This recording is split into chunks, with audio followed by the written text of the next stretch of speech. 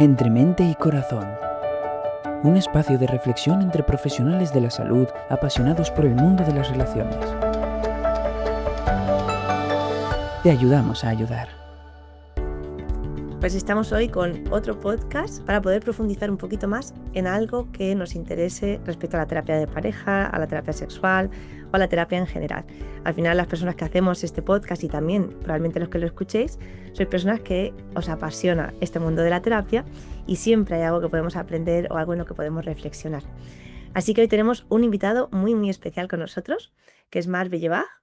Él es profesor titular de la Universidad Pública de Navarra. Da clase de psicoterapia en el grado de psicología de esta universidad y además también es director del máster de psicología general sanitaria de esta misma universidad.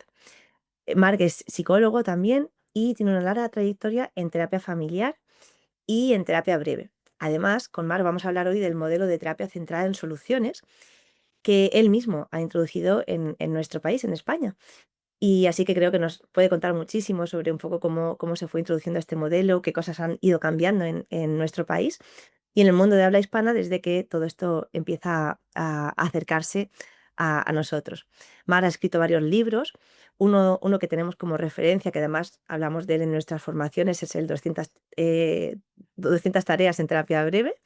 Mm. También el de 24 ideas para una psicoterapia breve bueno, y muchos más, además también de artículos. Yo misma me formé con Marc hace ya unos años en Alumna excelente.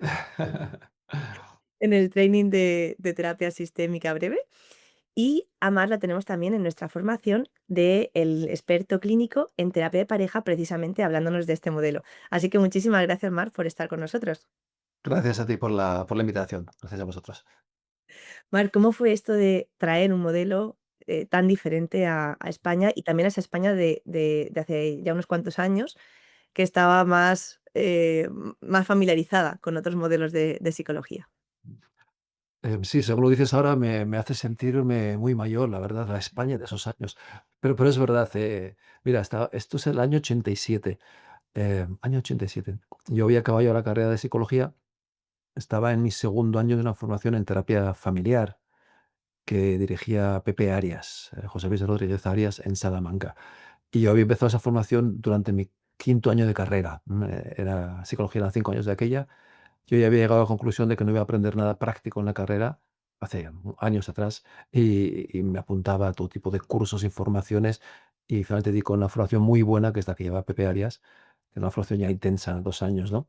Y ellos, lo que hacían era una terapia, sistémica, breve, estratégica, muy basada en el MRI de Palo Alto, en el Centro de Terapia Breve de Palo Alto, en los trabajos de Václavic, de Wigand. Y digamos que su manual de tratamiento era la táctica del cambio, que es un libro clásico, ¿no? En el mundo de la terapia. Y yo me estaba formando con ellos, estaba aprendiendo esa forma de trabajar más estratégica, un poquito más, entre comillas, manipuladora. Cuando le cayó en mis manos, porque yo siempre he sido muy lector, un artículo del año 86 que había publicado, pues, una persona desconocida para mí, que era Steve DeShazer, y varios coautores más, pues, Inzo Kimberg y, Michelle Weiner Davis, toda la gente, digamos, del equipo terapéutico de Milwaukee, en Estados Unidos. Era como la presentación en sociedad, en la revista Family Process, que es la mejor revista de terapias familiares y de pareja del mundo, pues, presentaban su modelo. Yo leí aquello y recuerdo que le comenté a Pepe, digo: "Oye, va a haber un artículo súper interesante porque claramente es terapia breve también, se parece a eso que nos estáis enseñando, que estamos haciendo, pero tiene un giro, tiene un algo muy distinto". Y le comenté algunas ideas y Pepe me dijo: "Pues venga, haznos el favor, tradúcenoslo al castellano", porque ellos no eran muy Pepe y sus colegas no eran muy amigos del inglés. Y dije: "Pues vale", y traduje el artículo. Y ellos dijeron: "Oh, pues sí que es verdad que es muy cercano a lo que estábamos haciendo, pero es un giro". Y no es de extrañar, porque Steve DeShazer y Enzo Kimberg, los creadores de la terapia centrada en soluciones, se habían formado en el MRI, vamos, en la unidad de terapia breve del MRI. Eran alumnos de John Wickland. Esa traducción mía dio lugar a que mis profes se fueran reciclando, a que también yo y mis compañeros de clase más cercanos, ¿no? Alberto Rodríguez Morejón estaba ya ahí, por ejemplo, pues, empezáramos a incluir esas cosas que, pues, sonaban tan interesantes y que era básicamente el trabajar con las excepciones. las ocasiones en las que no se da el problema. La terapia estratégica de MRI es muy problema, problema, problema. Ocasiones en las que no se da el problema, en las que se rompe la regla del problema. Y alguna cosita más muy interesante. Esa traducción, ese empezar a hacer pinitos con el modelo, llevó a que yo acabara traduciendo también un libro ya de terapia centrada en soluciones, que se llama En busca de soluciones, que se publicó en Paidós en el año 90 y que sigue siendo un libro majo. Yo lo sigo recomendando a mis alumnos y seguramente que tú también lo leerás en el training conmigo. Y eso Porque no sabía que lo habías traducido tú. sí, efectivamente, era mi primera traducción y aún soy consciente de algunos errores en la traducción, pues porque mi inglés de aquella no era tan fluido como ahora. Pero un libro muy, muy majo, muy interesante. Y a su vez eso llevó a que Pepe se animara quisiera traer, invitar a dar un curso a Michelle Wenner Davis, que era la segunda autora de En busca de soluciones.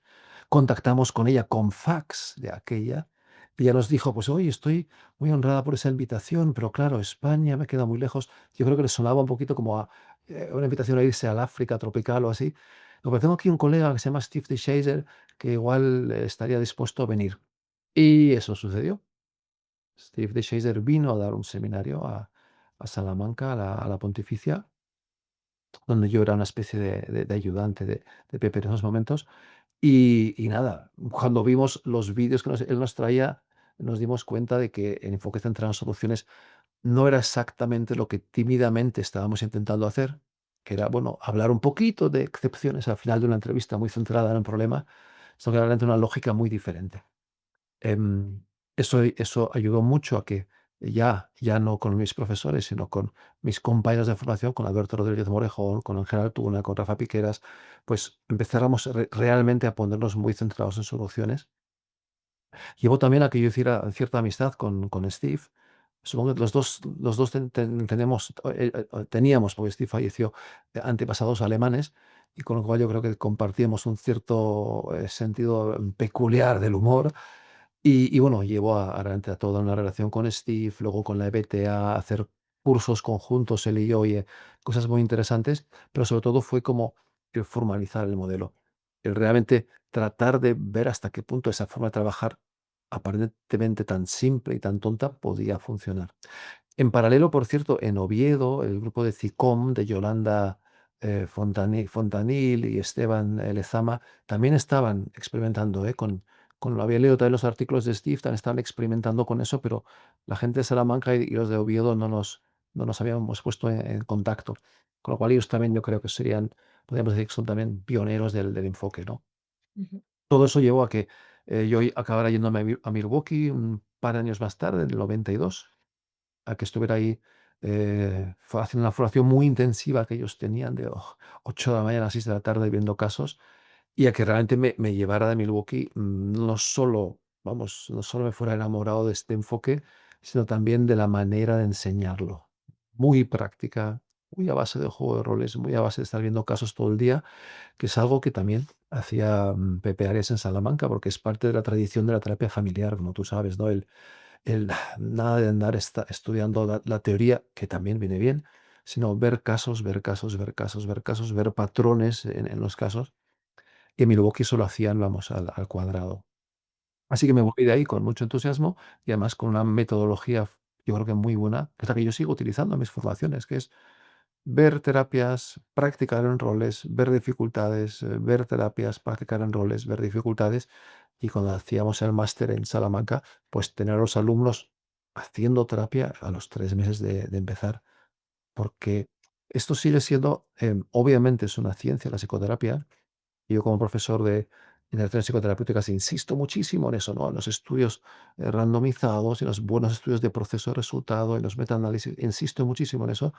Tiene una enorme base empírica, pero la parte de arte, la parte de oficio, la parte artesana sigue estando ahí. Y si hay algo que muestra la investigación es que sí, los modelos están bien, las técnicas están bien, pero al final la persona del terapeuta y sus habilidades de comunicación en realidad justifican una parte de la varianza al menos tan grande o más, yo creo que más, que el que utilices un modelo más o menos basado en la evidencia, ¿no? Entonces, el hacer una práctica basada en evidencia tiene muchísimo más que ver con ajustarte a cada cliente, tiene mucho más que ver con dar feedback sesión a sesión, realmente ver cómo está evolucionando. En el caso de las parejas, aún más importante, porque tienes a 2 personas, es posible que una persona esté sintiéndose, que avanzan las cosas y la otra se esté quedando descolgada. Entonces, ese tener un feedback constante sobre cómo ven sus avances, sobre la relación, el ser capaz de ajustar tu práctica, el ser capaz de incorporar, bueno, pues eso, prácticas que han demostrado su utilidad, pero ajustarlas, adaptarlas a tus consultantes, para mí eso es una buena práctica. Lo dice incluso la APA, que mira que no soy muy amigo de la APA, pero dice, práctica basada en evidencia es combinar la experticia, la pericia clínica con los métodos mejor investigados. Claro. Cualquier... No, me acuerdo, sí, perdona. Sí, no, no, no. Dime, dime, dime. Me estaba acordando precisamente de la formación contigo, que es totalmente así. Y de hecho recuerdo que el primer fin de semana era un fin de semana donde sí que dabais un poquito de teoría y al acabar la clase dijisteis esto es todo lo que vais a ver y a partir de allí practicar. Y es que nuestra profesión como terapeutas es una profesión muy solitaria, estás tú con tus pacientes, te vas a casa a veces con esa reflexión, Ujú. habré hecho bien, quizá tendría que haberme metido más por aquí, quizás me he metido demasiado. Y esa Sí. profesión tan solitaria, con tan poca práctica, ya sabemos que en la carrera no hay mucha práctica, pero luego en casi todas las formaciones que vas de psicología, si no encuentras ese lugar de práctica y de tutorización, al final, pues hay muchas cosas que podrías haber hecho mejor, que simplemente no las haces porque no sabes bien cómo aplicar lo que tú dices, ¿no? Estáis intentando hacer cosas, pero cuando realmente os tutorizan es cuando te das. Vimos al maestro y me supervisó y sí. No, y mira, y además, fíjate, yo como director de un máster, de Psicología General Sanitaria, estoy intentando desde el principio que sea lo de verdad práctico, que no sea, por favor, un quinto año de la carrera. Lo estoy intentando y creo que en parte lo estamos consiguiendo. De hecho, estoy contento cómo estamos formando a la gente aquí en la universidad pública. Pero aún así, es muy poquito. Un año y medio, si cuentas el tiempo del TCM, etcétera, es muy poquito. Y lo que tú dices, tener esos espacios de conversación, de supervisión, de intervisión, es fundamental. Y mucha gente tiene la suerte que trabaja en centros donde hay otros colegas, tiene compañeros, pero los que de verdad trabajan en equipo son pocos, porque al final muchas veces, justo de la presión asistencial que tenemos también, ¿no?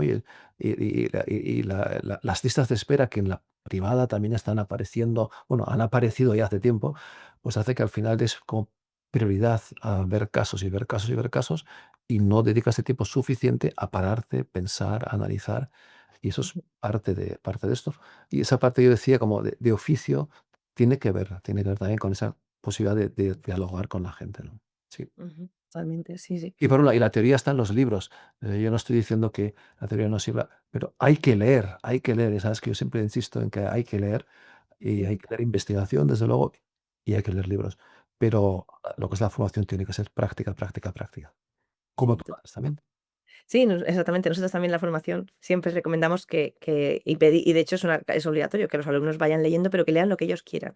Dentro de, por ejemplo, de terapia de pareja, que lean lo que les gusta de terapia de pareja, Ah, porque a veces una de las cosas que podemos hacer es leer por obligación y al final pues ya sabemos que la atención no está ahí centrada. Entonces, si leemos modelos de terapia de pareja, pues escojamos artículos o libros que nos parezcan interesantes de eso. Y claro, entonces, bueno, contando un poquito esta historia que me parece muy interesante porque es muy reciente realmente. O sea, es un modelo que ha llegado recientemente a España, el ver cómo se introduce. Y te podrías haber quedado tú con eso, con decir, bueno, pues yo ahora con mis clientes ujú. pues puedo aplicar esto, pero no se ha quedado allí. A partir de allí se expande y empiezan a salir terapeutas centrados en soluciones. ¿Cómo llegamos a ese paso? Hombre, pues yo creo que es un poquito ese afán mesiánico que al final es tan común entre los profesionales de la psicología, ¿no? Esas ganas de difundir algo que tú percibes que es útil, que es, en este caso, además, muy diferente de lo habitual, y las ganas de compartirlo y contarlo. Fíjate, para mí también hay una cosa, claro, yo al final dedico buena parte de mi tiempo a la investigación, otra buena parte a la docencia, y a la clínica dedico poco, 2 tardes por semana que me busco el hueco para atender casos, robando tiempo a la familia, básicamente. Y bueno, con eso, pues, yo llego a 30 40 casos al año, como mucho. Pero claro, el poder formar a gente, el difundir el modelo, difundir las ideas, es una manera, en realidad, de que estas ideas, pues, ayuden a mucha más gente. Yo siempre digo también en los cursos que imparto, ¿no? De 10, 12 horas, 8 horas, digo, mira, en realidad con que os llevéis, los que estáis aquí, dos ideas útiles. Incluso si me traéis una idea útil y la aplicáis con vuestros usuarios y les sirve a vuestros usuarios, con eso estamos generando un beneficio para unos cuantos cientos de personas. Entonces yo creo que es un poquito esa, ¿sabes? Esa idea, el querer que llegue a más gente lo que hacemos es un planteamiento centrado en soluciones. Yo también he hecho mucha formación para organismos públicos, tratando de ayudarles a hacer unas prácticas profesionales más centradas en el usuario, Ujú. más centradas en la persona. Y el tema de las intervenciones centradas en la persona es que es una filosofía, la corriente, digamos, de fuera del campo de la psicoterapia, pero que es muy cercano a lo centrado en soluciones, también lo pone un poquito más fácil. Porque, me parece muy importante que los servicios funcionen de una manera un poquito, iba a decir, más humana, o un poquito más cercana, que haya más, buen trato profesional. Y por eso yo me he metido a formar gente en el gobierno de La Rioja, con el en Canarias, en Castilla y León. Porque al final yo creo que si muchos profesionales hacen algunas pocas cositas de una manera un poquito mejor, o un poquito más amable, un poquito más colaboradora, un poquito más bien tratante, pues eso marca una diferencia muy grande. Y especialmente en los campos en los que yo he estado, yo creo que me lo he trabajado más, que es en la intervención social, en protección de menores, que son todo campos donde hay un riesgo de un cierto maltrato profesional, porque tenemos profesionales muy estresados, con muchas exigencias, con relaciones muchas veces que acaban siendo mm, de competición o de desconfianza respecto de los usuarios, y eso no ayuda, ¿no? Entonces, ahí yo tengo para mí hay un planteamiento ético ahí también. Yo llevo muy mal el maltrato por parte de las instituciones. Y te digo, lo mismo, te puedo hablar lo mismo de el maltrato por parte de Hacienda, si quieres, o por parte de no sé qué delegación del ayuntamiento, o por parte de, pues eso, de los servicios de protección, por ejemplo. No me gusta el maltrato. Y entonces, las prácticas centradas en soluciones creo que son una manera de promover un buen trato. Y digo, por engancharlo un poquito con el tema de pareja, que nos estamos yendo igual muy lejos, también en la pareja. Para mí el buen trato en la pareja y el conseguir las parejas se traten bien y que nosotros como profesionales tratemos bien a las parejas con las que trabajamos es fundamental. Pero digo, por eso yo creo que viene un poco este afán mío como por extender las cosas. Y es verdad que en Latinoamérica, por ejemplo, hay mucha gente que se ven como terapeutas breves y que también incorporan en esa terapia sistémica breve mucho de lo centrado en soluciones, sí, cierto. Yo recuerdo varias cosas que me llamaron la atención cuando me formé contigo. Una de ellas era que los pacientes o los clientes eran los expertos de su propia vida. Mm, Y esa posición diferente terapeuta-paciente, terapeuta-cliente, donde nosotros vamos a ayudarles o acompañarles. De hecho, recuerdo siempre esta frase tuya de ir un pasito por detrás del paciente y no por delante, y ayudarles a ver la solución que ellos ya tienen, porque son los propios expertos de su vida. Eso cambia mucho el modelo de la terapia, donde yo soy el profesional y os voy a decir qué es lo que tenéis que hacer. Yo, con mucha tristeza, sigo escuchando a parejas que vienen de haber ido a terapia y que alguien les diga: "Tenéis que separaros", o no tenéis que hacerlo, pero, es un poco ese rol del profesional que va a tomar decisiones sobre tu vida. Quien va a sufrir las consecuencias o quien las va a disfrutar, siempre son las parejas consultantes, no somos nosotros. Entonces, ese respeto me pareció algo muy novedoso. Fíjate qué curioso que sea novedoso, algo sí, que os es haya una tra pena que sea novedoso, sí. Sí, pero sí, es justo lo que tú dices, ¿no? Eh, yo tengo esa desconfianza al papel del profesional que está ahí encima y te dice qué tienes que hacer o incluso cómo te tienes que sentir. Y en psicología tenemos un poquito esa tentación, porque durante 4 años estamos formando a los jóvenes, psicólogos, a los aprendices de psicólogos, para que sean expertos en algo, para que sepan cosas, y esto parece como que invita a una asimetría.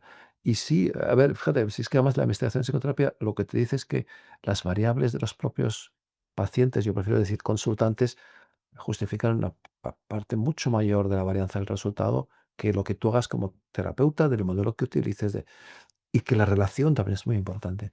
Entonces, efectivamente, Claro, a mí cuando me dicen: "No, no queremos que nos digas cómo estamos, queremos que nos evalúes como pareja", digo: "Oye, lo siento, yo no sé hacer eso".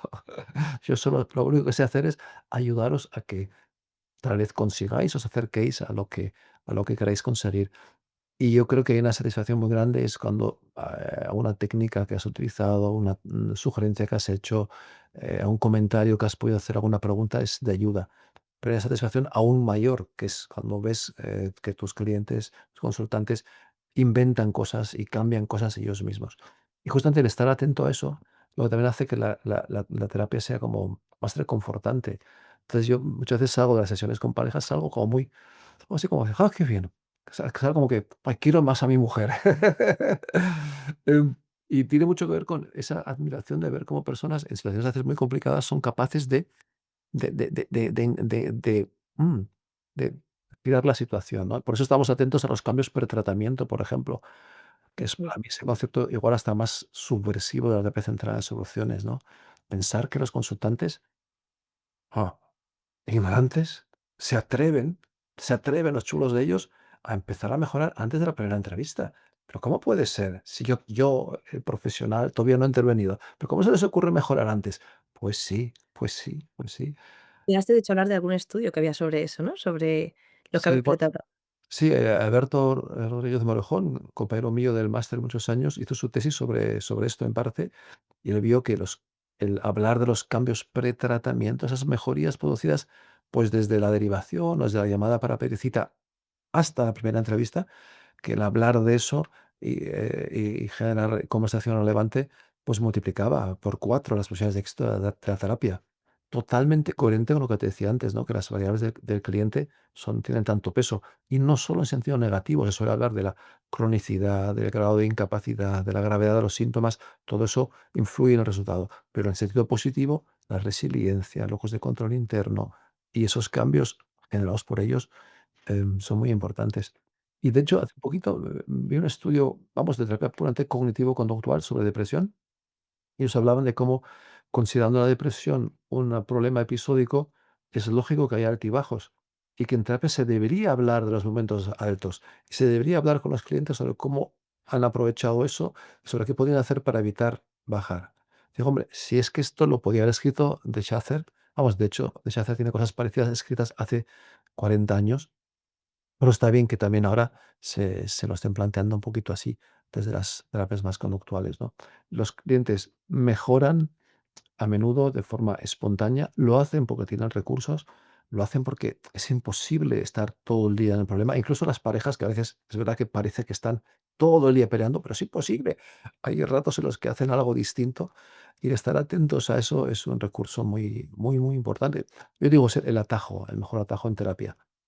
Es verdad Ujú. que mi sensación, no tengo datos sobre eso, ¿eh? Mi sensación es que con parejas, no, iba a decir, con parejas es menos frecuente, pero no. De hecho, no, no, no.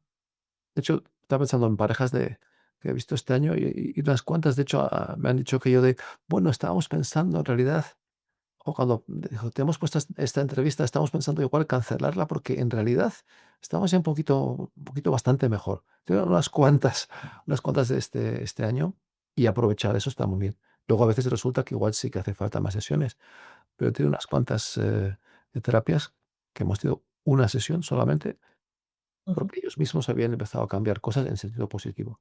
Luego, muy importante, ver hasta qué punto eso se mantiene luego a seguimiento, claro. Eso Claro. Pero para que se mantenga también es importante tener conciencia de qué hacemos cuando las cosas van bien. Porque muchas claro, veces las parejas están conscientes de estoy mal por esto, pero cuando estamos bien parece un poco mágico, ¿no? De repente estamos bien. Y eso es algo que se hace mucho en terapia, ver las mejorías, por qué, qué ha sido sí. diferente. Sí, en eso además hay mucha investigación, el locus de control interno, el que la persona, en este caso la pareja, ellos se hagan cargo de sus cambios, que no sea: estamos mejor porque estamos mejor, porque mira, ha empezado el verano, porque estamos menos estresados, porque los niños se han ido de campamento". No, estamos mejor también porque hemos hecho cosas distintas nosotros, ¿no? Y es verdad que eso es algo que conviene trabajar en terapia y darle vueltas y desde un planteamiento al menos constructivista, engordar, ¿no? Cuando hablamos de algo, lo hacemos más grande. Si digamos un buen ratito a ver, oye, entonces, a ver, entiendo yo bien, ¿cómo es que este fin de semana habéis sido capaces de hablar de este tema tan chungo para vosotros Oye, que no habíais acabado a voces, que de hecho hayáis conseguido decir un par de cosas. A ver, ¿cómo diablos habéis hecho? Y realmente pararse en eso, ¿no? Yo siempre digo que la experiencia que tenemos es que una diferencia entre los alumnos que son más, digamos, novatos en la terapia centrada en las emociones y los más expertos es que ante un comienzo de sesión solemos preguntar qué va un poquito mejor. Y ante un comienzo de sesión de, oye, pues mira, estamos un poco mejor. Mira, esta semana hemos estado más tranquilos. Mira, esta semana, ante un comienzo así, el terapeuta novato a los 5 o 6 minutos está ya hablando de lo que falta, de lo que todavía no está bien. Está ya diciendo, bueno, entonces, ¿qué más hay que mejorar? Y el terapeuta más experto está a los 10 15 minutos todavía hablando de esa mejoría, de cómo lo han conseguido, de que han puesto de su parte, o incluso igual haciendo hasta una receta de cómo hacer para mantener eso, ¿no? Eh, Ujú, sí, y luego eso es tal vez el giro más grande, ¿no? El otro giro de este enfoque, ya sabes, es dedicar también buena parte, junto con esto que digo, la otra parte de la conversación, dirigirla hacia el futuro, hacia los nuevos cambios que van a querer, pero después de entender los cambios que ya ha habido, ¿no? ujú, ujú. Además tiene mucho sentido y yo creo que en la forma en la que lo habéis explicado siempre era como que no es suficiente con aprenderte unas preguntas para la terapia, sino que tienes que cambiar la mirada en tu propia vida. Por ejemplo, recuerdo un ejercicio que hacíamos que era hablar de alguna experiencia difícil de la vida y Ujú, aprender a ver, a hacer preguntas y devoluciones donde, vaya, fuiste capaz de, te enfrentaste a esto, o sea, donde se haga esa narrativa ujú, de esa persona que, a pesar de la dificultad, pues fue capaz de algo, donde se ve algo valioso. sí, Y eso me acuerdo que me llamó muchísimo la atención, y al final tiene que transformar tu forma de ver la vida y tu forma de actuar, o de sí. tratar en las relaciones, porque es muy difícil ponerte esas gafas solo en la consulta Sí. y esperar que allí seas muy diestro si no lo puedes hacer en tu vida. Mira, solo hay 2 cosas. Desde el punto de vista más técnico, lo que tú dices, sí. De hecho, ese ejercicio es un ejercicio que usamos para, digamos, resignificar experiencias más o menos traumáticas, ¿no? Un libro reciente que he publicado con Felipe García, que es un colega chileno, gran investigador, buenísimo terapeuta también, se llama Superar experiencias traumáticas. Y es un planteamiento desde la terapia sistémica breve, ¿no? Centrada en soluciones, pero también con elementos narrativos y estratégicos. Y y en realidad ese ejercicio lo hacemos mucho con los alumnos, porque de hecho es algo que hacemos en ese tipo de situaciones, ¿no? El ayudar a la persona a que, o dentro de que lo que ha pasado ha sido chungo, fastidiado, problemático y ha tenido un efecto traumatizante, se puede resignificar.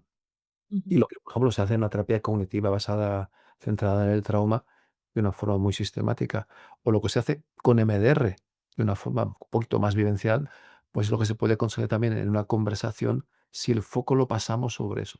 Entonces, ese poner la mirada en el otro lado es cierta. Y yo, si me hubieras hecho este comentario hace 15 años, te diría no. De hecho, no, no, a ver, la vida privada es una cosa, la vida profesional es otra. Yo en terapia soy muy centrado en soluciones, pero en mi vida yo no creo que sea muy centrado en soluciones. Pero con los años me he dado cuenta de que en el fondo sí, en el fondo sí. Tengo una tengo por un lado esto es como un pesimismo que yo aprendí de mis padres, un pesimismo, una preocupación por siempre ver posibilidades malas que pueden pasar, ¿no? Tengo esa capacidad que me ayuda mucho para hacer prevención de recaídas con los consultantes, ¿no? Tengo mucha capacidad de imaginar, lo que puede salir mal. Y entonces, y si eso sale mal, ¿qué podemos hacer? ¿No? Esa parte de como de previsión, esa parte en psicología personal diríamos un poco neurótica, ¿no? De mirar hacia adelante viendo posibles dificultades. Pero la verdad es que yo lo combino con también tengo una capacidad enorme de ver la cosita buena, el momento brillante dentro de la cosa chunga. Hasta esta misma mañana, por ejemplo, salí al balcón, dije: "Jo, qué suerte tengo de que justo en este mes de junio el sol sale por ahí y justo desde mi casa lo puedo ver salir". Y luego me fui a la cocina y llegó no sé qué aroma, no sé qué cosa que había hecho, no sé cómo Maite, y digo: "Jo, qué". Entonces, yo la verdad es que estoy siempre muy atento a esa parte buena en general y a la parte buena que está dentro de lo malo. Y es verdad, eso al final es algo que yo creo que he adquirido a base de, en lo profesional, ponerme esas gafas tan sistemáticamente.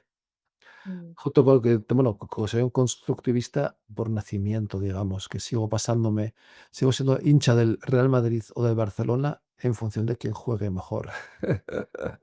Eso que todo el mundo me llama chaquetero, pero no, eso es pues constructivista. Yo sé que puedo hago ese ejercicio, ¿no? Y cuando estaba en Salamanca lo hacía a veces, ¿no? Estaba bajo el techo y decía: "Jo, fíjate qué bien, qué gusto la vida que llevo". Tapa, tapa, tapa, tapa, y ponía, ahora voy a decir: "Ay, oye, qué mierda de vida que llevo", bla, bla, bla, bla, bla. Y entonces, soy consciente de que se puede realmente tener sensaciones muy distintas en función de cómo mires las cosas y que tonto es estar mirando siempre lo negativo. Es más, cuanto más complicada sea la situación, más importante es esa capacidad de eso es algo que también aprendí, bueno, o me lo reforzó mucho Yvonne Dolan, una colega americana, ella muy especializada en trabajar con adultos que habían sufrido, abusos sexuales en la infancia. Ujú, Algo que a ella le interesó porque ella a su vez, sufrió abusos sexuales en su infancia y ella a su vez aprendió, ella decía de la tía que le crió, ¿la tía o la abuela? Yo era la tía que le crió. Ella decía que vivía en una casa en una zona bastante fea, en la zona de puerto, llena de escombros y restos y tal, y no sé, manchas de petróleo en el agua. Y ella decía siempre que ella había aprendido de su tía eso, decir: fíjate, qué bonito amanecer. Mira, ahí, justo ahí, mira qué bonito trocito de mar azul. Y decía, y para ellas fue siempre muy importante eso, y hacer eso con los clientes también, ¿no? Pero es un mirar el trocito de mar azul, no porque ignoremos que luego hay porquerías varias, a veces muchas, en la vida de una pareja, en la vida de una persona, no, sino porque la autodisciplina de utilizar eso como palanca, como motivación para ir también cambiando el otro. O sea, que esto no es un como conformarse con lo bueno que tienes, no, es ser consciente de lo bueno que tienes y de lo que funciona para justamente poder cambiar aquello que te está haciendo sufrir o que está haciendo que tu vida en pareja sea, en vez de lo que debería ser, tu puerto seguro y tu apoyo y tu lugar, para que esté siendo pues un infierno, un caos, una fuente de sufrimiento. Me ujú. callo, joder, que No, me parece súper después interesante. de mi despacho de la uni me sale como la vena de profe. No, no, me encanta escucharte. Podría seguir haciéndote preguntas, pero por el tiempo yo creo que lo vamos a dejar aquí. Yo creo que es muy interesante escucharte y poder reflexionar en lo que dices. Recuerdo también esa imagen del terapeuta inexperto o incluso el terapeuta estúpido que a veces se puede llegar a adquirir como rol en lugar de tener que ser ese gran profesional. Recuerdo que eso para mí también fue un gran cambio donde, porque yo empecé súper joven, entonces siempre tenía ese complejo de que era demasiado joven y que de hecho la No gente... sigue siendo demasiado joven, anda, es que eso creo que ya no va a tener arreglo, al menos para mí vas a ser siempre demasiado joven, o envidiablemente joven, no sé cómo plantearlo. Mira, sí, lo del terapeuta, estúpido, terapeuta ignorante, creo que es importante, tiene que ver con esa parte no de torpeza, sino de admiración por los recursos de tus clientes. Sí, sí, O total. admiración por la persistencia de los clientes ante dificultades a veces muy grandes. Y esa actitud, yo creo, es muy agradable, digo, como terapeuta, porque realmente te permite, voy a decir, casi, casi como nutrirte de los éxitos de tus clientes, pero también es muy empoderadora, porque no le roba protagonismo a los clientes, ¿no? Y a la vez es algo que yo creo que hay que cultivar, porque no es una cuestión de planteamiento filosófico, no, es una cuestión de planteamiento filosófico y además, pues de mantenerte preguntando, de elegir bien las preguntas, de que no se te escapen esos momentos de brillo en los ojos de la pareja. O sea, es un entrenamiento. Pero al final, esto igual con esto estamos enganchando con el comienzo de la conversación, ¿no? Yo creo que al final las técnicas y en Red Centrada en Soluciones tenemos muchas técnicas, muchos tipos de pregunta. Tenemos también mucha investigación en realidad sobre cómo preguntar. Todo eso, en el fondo, en el fondo, es una manera de poder mantenernos en esa posición, que estoy de acuerdo contigo, creo que es muy respetuosa, pero que es muy empoderadora. Entonces hay una interacción, no es que tú tengas una teoría que luego te lleve a aplicar ciertas cosas, es que hay que practicar ciertas cosas, ciertas maneras de preguntar, de organizar la interacción o ciertas técnicas activas en la sesión con la pareja, que también pueden ser muy centradas en soluciones, es una forma de mantenerte justamente en esa posición de admiración, de ir por detrás de los clientes, como tú decías, y de tratar de que ellos se empoderen. Sí. Sí, totalmente. Bueno, muchísimas gracias por tu tiempo, por Gracias a ti, he disfrutado mucho de esta charla. Tenemos que hacer esto más a menudo, ¿eh? a menudo, ¿verdad? Me vas a hacer preguntas muy inspiradoras y Y tú vas teniendo también ya una larga experiencia terapéutica y parejil. Entonces, sí, sí, placer. Cuando quieras, hablamos otra vez. Muchas gracias, Marc. Súper recomendables también para los que nos escuchen cualquiera de tus libros, para acercarse un poquito más al modelo, para saborearlo y creo que al final es un modelo que te ilusiona, que te cambia totalmente la mirada y bueno, sí, Y aún por confío en sacar a un momento un libro sobre terapia breve centrada en soluciones, con parejas. eso, estamos Ya deseando. bastantes libros, será el último y no sé cuánto tardaré porque estoy todavía recuperando casos y tal, pero espero que el último libro sea ese. Pues estaremos esperándolo. Y bueno, también, pues, para los que nos escucháis, sabéis que Marc está con nosotros en esta formación que hacemos de terapia de pareja. Aparte, por supuesto, también de que cualquiera se puede formar contigo de forma intensiva en este modelo que vas sacando cada año. Y muchísimas gracias por el tiempo, por todo lo que hoy nos has podido permitir reflexionar y gracias por el esfuerzo y la constancia de traer un modelo tan útil y tan cercano para los terapeutas, que a día de hoy estamos pudiendo tenerlo en España y tan accesible por ese trabajo que hay detrás. Muchísimas gracias, Marc. A ti, Ana, muchas gracias.